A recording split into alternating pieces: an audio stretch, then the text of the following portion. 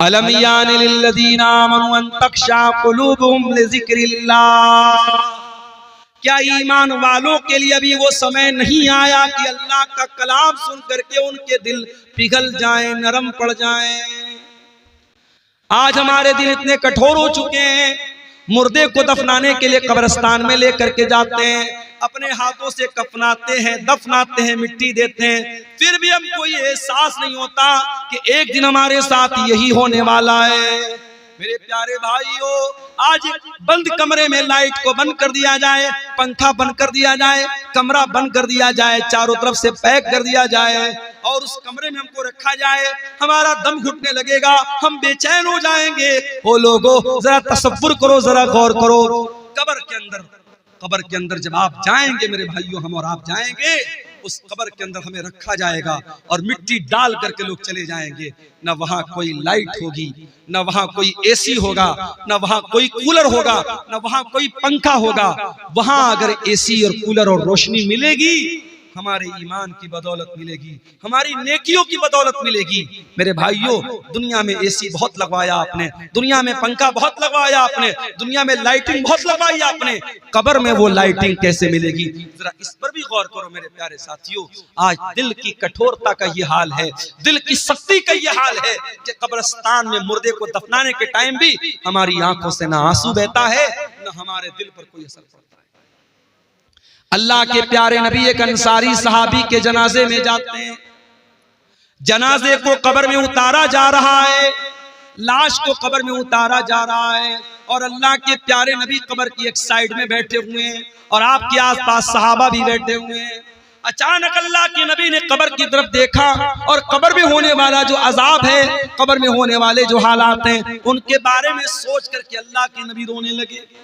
इतना रोए, हदीस के अल्फाज हत्ता बल्ल सरा, आपके आंसुओं से वो उस जगह की जमीन भीग गई, वहां की मिट्टी भीग गई और आपने उस कब्र की तरफ इशारा करके फरमाया, लिमिस्लि हाज़ा फ़अइदू या इख़वानी, ऐ मेरे सहाबा, इस कब्र की तैयारी करो, यहाँ तुमको जाना है, इस कब्र में तुमको जाना है, यहाँ तुमको हिसाब देना है, तैयारी करना है तो इस कब्र की तैयारी करो। मेरे प्यारे साथियों, आज हालात ये हैं, मैं आपके कटिहार का हाल नहीं जानता, मैं आपके पूर्णिया अररिया का हाल नहीं जानता, मगर बनारस के कब्रिस्तानों में मैंने देखा कि बहुत सारे नौजवान कब्रिस्तान पे बैठकर जुआ खेलते हैं, बहुत सारे नौजवान कब्रिस्तान पे बैठ के शराब पीते हैं, बहुत सारे नौजवान मोबाइल पर गंदी वीडियो देखते हैं। यानी जहां हमारे मुर्दे दफन हैं, जहां अपने अपने अमल के हिसाब से कब्र में उनके साथ मामला हो रहा है, उस कब्रिस्तान में बैठ करके भी आज इंसान अल्लाह को याद नहीं करता है, मौत को याद नहीं करता है। अलम यानि लिल्लज़ीना आमनू अन तख़शा क़ुलूबुहुम लिज़िक्रिल्लाह, ऐ ईमान वालों, क्या अभी वो समय नहीं आया कि अल्लाह का कलाम सुन करके तुम्हारे दिल पिघल जाए? उस्मान गनी को देखो मेरे प्यारे साथियों, क्या हुआ? थोड़ा धीरे धीरे बात करें। उस्मान गनी कौन है? नबी के दामाद हैं, नबी के दोहरे दामाद हैं, नबी की दो बेटियां इनके निकाह में आई हैं। उस्मान गनी वो उस्मान है, हर मौके पर अल्लाह के दीन के लिए, मस्जिद के लिए, नबी के मदरसे के लिए, नबी के सहाबा को पानी पिलाने के लिए, इस्लाम की राह में लुटाने के लिए उस्मान गनी अपनी दौलत का मुंह खोल देते हैं। उस्मान गनी ने कभी अपने कदम को पीछे नहीं रखा। वो उस्मान गनी जिनका नाम लेकर के नबी ने कहा था, मा ज़र्रा उस्मान मा अमिल बादल यौम क़त्तो, उस्मान ने इतना अल्लाह की राह में दे दिया है, उस्मान का कोई गुनाह भी उसका कुछ बिगाड़ नहीं सकता है।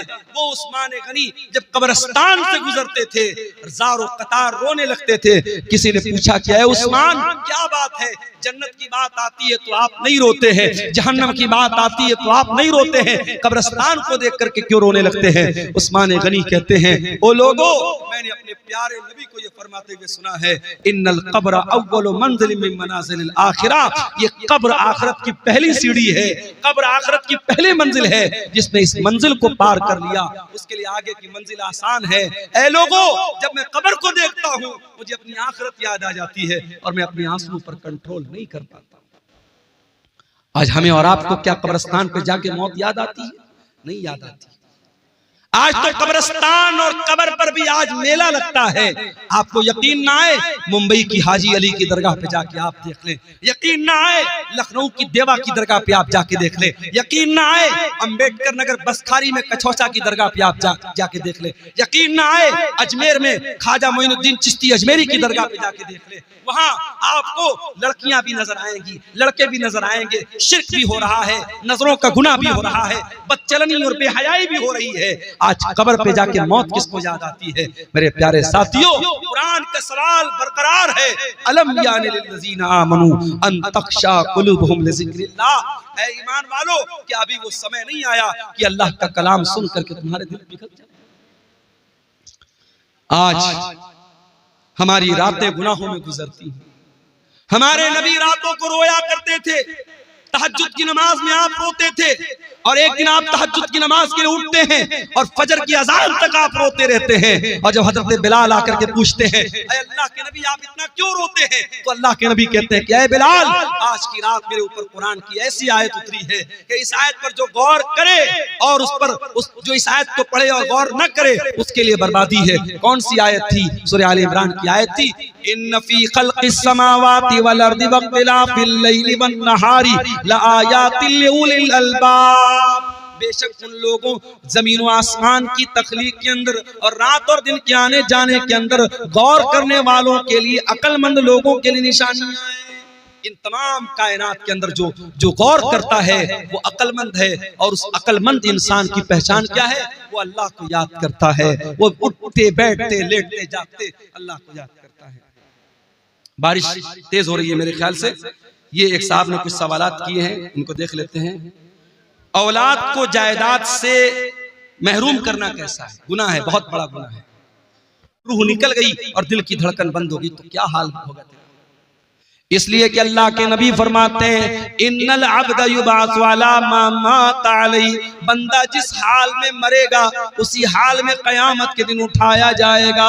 जो कुरान पढ़ते हुए मरेगा वो कुरान पढ़ते हुए उठाया जाएगा।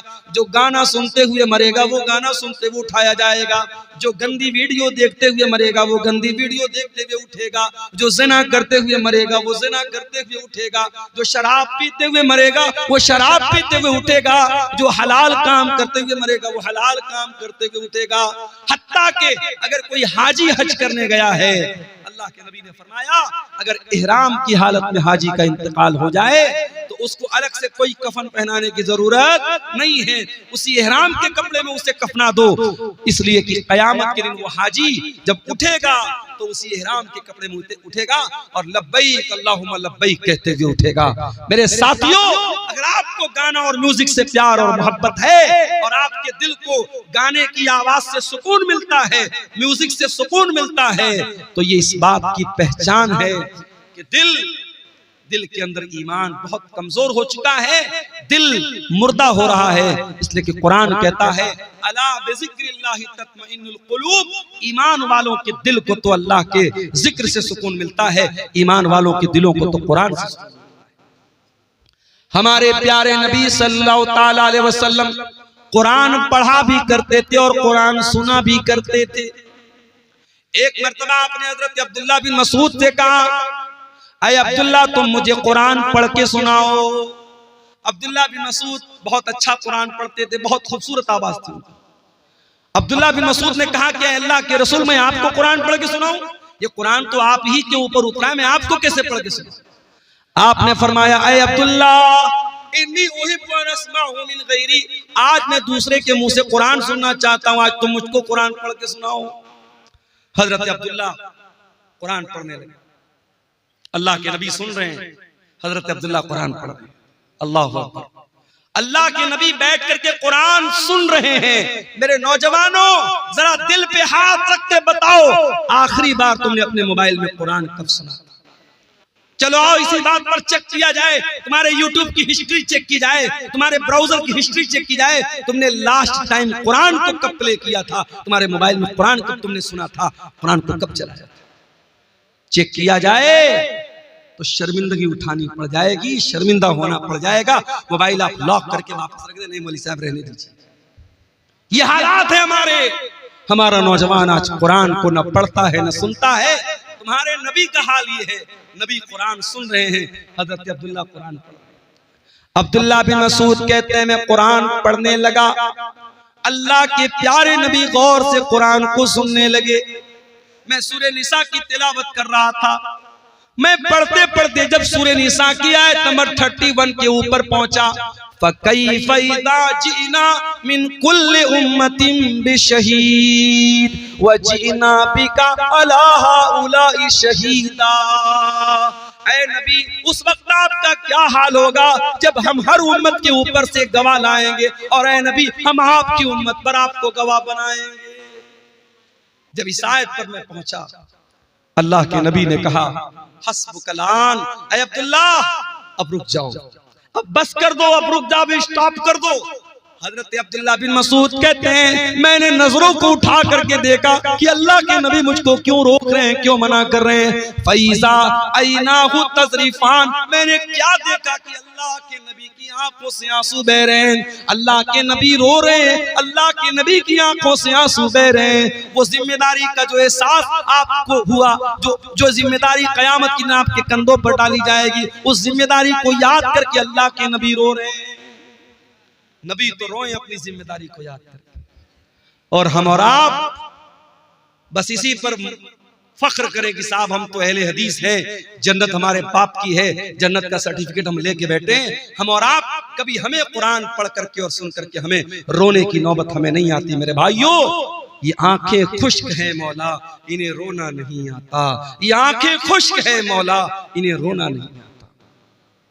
कभी गौर करो मेरे भाइयों, आखिरी बार आपकी आंखों से आंसू अल्लाह के खौफ से कब निकले? किसी के मरने पे निकले होंगे, कोई तकलीफ हुई होगी निकले होंगे, कोई दर्द हुआ होगा निकले होंगे, मगर इन आंसुओं से अल्लाह के खौफ से आंसू कब निकला था? जरा सोचना मेरे भाइयों, जरा हम सब अपने गिरबान में झांकी और सोचें, अल्लाह के खौफ से आंसू कब निकला? अल्लाह के नबी फरमाते हैं लैसा शैउन अहब्बु इलल्लाहि मिन क़त्रतैन, अल्लाह ताला को दो कतरे बहुत पसंद हैं, दो कतरे अल्लाह ताला को बहुत पसंद हैं। कतरतु दुमूइन मिन खशियतिल्लाह, एक आंसू का कतरा जो इंसान की आंखों से अल्लाह के खौफ से निकलता है, अल्लाह के डर से निकलता है, वो आंसू के कतरे अल्लाह ताला को बहुत पसंद हैं। व कतरतु दमिन तुहराक़ु फी सबीलिल्लाह, और दूसरा वो खून का कतरा जो अल्लाह की राह में बहाया जाता है, अल्लाह की राह में शहीद होने वाला, अल्लाह की राह में जिहाद करने वाला, अल्लाह की राह में लड़ने वाला, उसके खून के कतरे अल्लाह ताला को बहुत पसंद हैं। वो आंसू जो अल्लाह के खौफ से निकलते हैं मेरे भाई, वो आंसू अल्लाह को बहुत पसंद है। अल्लाह के प्यारे नबी फरमाते हैं, बुखारी और मुस्लिम की रिवायत है, कयामत का दिन होगा, सूरज 1 मील की दूरी पर होगा, लोग गर्मी से पसीने से बेहाल होंगे। सबातुन युज़िल्लुहुमुल्लाह, 7 तरीके के बंदे अल्लाह ताला के ऐसे होंगे जिनको अल्लाह ताला अपने अर्श का साया देगा। उन 7 खुशनसीब बंदों में एक बंदा वो भी होगा, वरजुलुन ज़करल्लाह खालियन फफ़ाज़त ऐना, अल्लाह का वो बंदा जिसने तन्हाई में, अकेले में, बंद कमरे में बैठ करके अल्लाह को याद किया, अपने गुनाहों को याद किया, अपने पापों को याद किया, अपनी नाफरमानियों को याद किया, और उसकी आंखों से आंसू बह पड़े, वो रोने लगा। उस अल्लाह के खौफ से बहने वाले आंसू को अल्लाह ताला कयामत के दिन उनकी लाज रखेगा, और उस इंसान को अल्लाह ताला कयामत के दिन गर्मी से बचाएगा, सूरज की तपिश से बचाएगा। मेरे भाइयों, मैं फिर से उसी आयत को पढ़ता हूँ जो खुतबे मसनूआ के बाद मैंने पढ़ी थी। कुरान सवाल कर रहा है हमसे और आपसे, अलम यअनि लिल्लज़ीना आमनू अन तख्शा कुलूबुहुम लिज़िक्रिल्लाह, ऐ ईमान वालों, क्या अभी वो समय नहीं आया कि अल्लाह का कलाम सुन करके तुम्हारे दिल पिघल जाए? मेरे प्यारे नौजवान साथियों, तुमसे भी एक बात कहनी है, नौजवानी बड़ी खतरनाक उम्र होती है। शैतान सबसे ज्यादा अगर किसी उम्र के अंदर इंसान को बहकाता है तो जवानी में बहकाता है। जितना गुना इंसान जवानी में कर लेगा बुढ़ापे में नहीं कर पाएगा। शराब इंसान आमतौर से जवानी में पीता है, जिनाकारी के अड्डे आमतौर से जवानी में आबाद होते हैं, टाइम का गलत इस्तेमाल आमतौर से जवानी में इंसान करता है। जब इंसान 50 साल का हो जाता है, 60 साल का हो जाता है, तो ऑटोमेटिक उसको ये एहसास हो जाता है अब तो मरने वाला हूं, अब तो कब्र में जाने वाला हूं। तब तो इंसान ऑटोमेटिक सुधर जाता है। असल जो सुधरने की उम्र है वो तो जवानी की उम्र है, जो तौबा करने की उम्र है, जो अल्लाह से माफी मांगने की उम्र है, माफ करना, वो 20 से 40 साल के बीच की। फारसी का एक शायर कहता है, दर जवानी तौबा करदन शेवे पैगंबरी, वक्त पीरी गुर्गे जालिम शमत परहेजगार। जवानी में तौबा करना नबियों का तरीका है। बुढ़ापे में तो भेड़िया भी शरीफ बन जाता है। जब पेट में आंत नहीं, मुंह में दांत नहीं, तब शरीफ बन गए तो कौन सा कमाल। मेरे प्यारे नौजवान साथियों, आज अपनी जवानी का गलत इस्तेमाल करने के पहले सोच लेना कि अल्लाह ताला क्या इसका हिसाब देना पड़ेगा। गुनाह की लज्जत तो आज मिल जाएगी, गुनाह का मजा तो मिल जाएगा, मगर इस गुनाह के बाद इसका जो असर तुम्हारी जिंदगी पर पड़ेगा, जो पछतावा तुम्हें होगा, उस पछतावे के बाद तुम्हारे सामने कोई रास्ता नहीं होगा। इसलिए कि मेरे नौजवान भाइयों, इस बात की कोई गारंटी नहीं है कि आज आप नौजवान हैं, कल आप बुढ़ापे तक जिंदा रहेंगे। क्या गारंटी? अपनी आंखों से मैंने देखा है, बिल्कुल जवान आदमी, हमारे यूपी के अंदर बनारस से 100 किलोमीटर दूर है इलाहाबाद। इलाहाबाद में बिल्कुल नौजवान यंग लड़का मुझे मिलता है, पेशे से डॉक्टर है, और मेरी आदत है अगर तकरीर में कोई वेल क्वालिफाइड, वेल एजुकेटेड, पढ़ा लिखा अगर इंसान अगर मिलने आता है, मैं बड़ी तवज्जो से मिलता हूं, क्योंकि आज के इस दौर में पढ़े लिखे लोग और जो है समाज में जिनका एक मकाम और स्टेटस है, इस तरीके के लोग अगर प्रोग्राम में आ रहे हैं और उलमा से मिलने आ रहे हैं, ये बड़ी बात है। ऐसे लोगों का हमें वेलकम करना चाहिए, इस्तेकबाल करना चाहिए। नौजवान लड़का है 20-22 साल का, मिलने आता है, मौलाना आपकी तकरीर बहुत शौक से सुनता हूँ, बड़ी मोहब्बत करता हूँ। नंबर का आदान प्रदान होता है, बीच बीच में कभी कभी व्हाट्सएप भी करता है, फेसबुक भी चलाता था वो लड़का। फिर एक दिन उसके फेसबुक पर एक पोस्ट आई, मैं बहुत बीमार हूं, मेरे लिए दुआ कीजिएगा, मैं बहुत बीमार हूं। उसके बाद उस पोस्ट के डालने के बाद तकरीबन 1-2 हफ्ते के बाद खबर आती है कि डॉक्टर फला साहब जो इलाहाबाद के रहने वाले हैं, ब्लड कैंसर हो गया, इंतकाल हो गया। 1 साल पहले जब वो लड़का मिला था मुझे, उसकी बॉडी को देख करके मैं सोच भी नहीं सकता था कि 1 साल बाद इसके मरने की खबर है। हम नहीं जानते मेरे भाइयों हमारी मौत का क्या बहाना बनेगा। हमारे उत्तर प्रदेश ही के एक नौजवान आलिम दीन थे, मौलाना अब्दुल रहमान सलफी, मुंबई के अंदर एक मस्जिद में इमामत कराते थे। कई प्रोग्रामों में हम लोगों ने साथ में प्रोग्राम किया, बंगाल में और इसी तरीके से मुंबई में। और 1 साल रमजान में तफसीर का बयान करने के लिए करनूल शहर में, आंध्र प्रदेश में, मैंने बात करके उनको वहां पे अपॉइंट किया था। वहां पर भी वो गए थे, बड़ी मोहब्बत करते थे मुझसे, मैं भी मोहब्बत करता था उनसे। एक प्रोग्राम में मुंबई से पूना जाते हैं और पूना का प्रोग्राम करके, चूंकि मस्जिद की इमामत कहते दुनिया की सबसे टफ ड्यूटी होती है मस्जिद की इमामत। दुनिया की और ड्यूटी में 8 घंटा ड्यूटी करना है, 10 घंटा ड्यूटी करना है, 12 घंटा ड्यूटी करना है, मगर मस्जिद के इमाम को 24 घंटे ड्यूटी करना है। फजर की नमाज में सारा मोहल्ला ना आए कोई मसला नहीं है, मौलवी साहब क्यों नहीं आए, मौलवी साहब क्यों नहीं आए। मौलवी साहब शादीशुदा हैं, बीवी के साथ रहते हैं, हो सकता है नापाक हुए हो, तबीयत ठीक ना रही हो, रात में नहाने का मौका ना मिला हो, पानी गर्म करने का मौका ना मिला हो, कोई भी वजह रही हो, नहीं साहब इमाम साहब की तनख्वाह काटी जाएगी, फजर की नमाज में क्यों नहीं आए। ये आज क्या हो रहा है? मैं समझ रहा हूं बारिश का मौसम है, धीरे धीरे यहाँ बारिश की बूंदें हमारे यूट्यूबर हजरात के मोबाइलों पर भी छू रही है। बहुत लंबा टाइम नहीं लूंगा आपसे, कुछ देर और सब्र कर लीजिए, कुरान और हदीस की बातें हैं, इंशाअल्लाह फायदा होगा। मेरे भाइयों, आज सबसे टफ ड्यूटी अगर किसी की है तो इमाम की ड्यूटी है। मौलाना अब्दुल रहमान सलफी बिल्कुल यंग एज के 2 छोटे छोटे बच्चों के बाप हैं। मैं उनके गांव में भी गया हूं, उत्तर प्रदेश में सिद्धार्थनगर में उनका गांव है। पूना में प्रोग्राम हुआ, रात ही में उनको मुंबई वापस आना है क्योंकि फजर की नमाज भी उनको पढ़ाना। वहां मुंबई और पूना के बीच में टैक्सी चलती है और बड़ी स्पीड में वो टैक्सी वाले चलाते हैं, क्योंकि उनको रात में जल्दी जल्दी मुंबई से पूना, पूना से मुंबई करना रहता है, ज्यादा पैसा कमाना रहता है। ड्राइवर ने बेहिसाब गाड़ी चलाई, बड़ी स्पीड में गाड़ी चल रही थी, 100-150 की स्पीड में गाड़ी चल रही थी। एक जगह रास्ते में जो डिवाइडर होता है, उस डिवाइडर में ले जाके ड्राइवर ने पूरी स्पीड में गाड़ी ठोक दी। गाड़ी के अंदर 10 लोगों में से 7 लोग ऑन द स्पॉट इंतकाल कर गए। मौलाना अब्दुल रहमान सलफी, अल्लाह रहमत मग़फ़िरत फरमाए, ऑन द स्पॉट उनका इंतकाल हो गया, पूरा सर पीछे गया और बड़ी मजलूमाना तरीके से उनकी मौत हो गई। क्या वो पूना जाने के पहले उन्होंने सोचा था कि मेरे साथ ऐसा हो जाए? हम नहीं जानते मेरे भाई, कौन सा एक्सीडेंट, कौन सी बीमारी, कौन सा बहाना हमारी जिंदगी की सांसों की डोर को खत्म कर देगा, हमारा दिल धड़कना बंद हो जाएगा। मेरे भाइयों, जिंदगी का नाजायज इस्तेमाल मत करो, जवानी की इन घड़ियों का मिसयूज मत करो। इस जवानी में गलत काम करके अगर अल्लाह के चले गए बगैर तौबा किए तो पछताना पड़ेगा। अन तक़ूल नफ्सुन या हसरता अला मा फररतु फी जंबिल्लाह।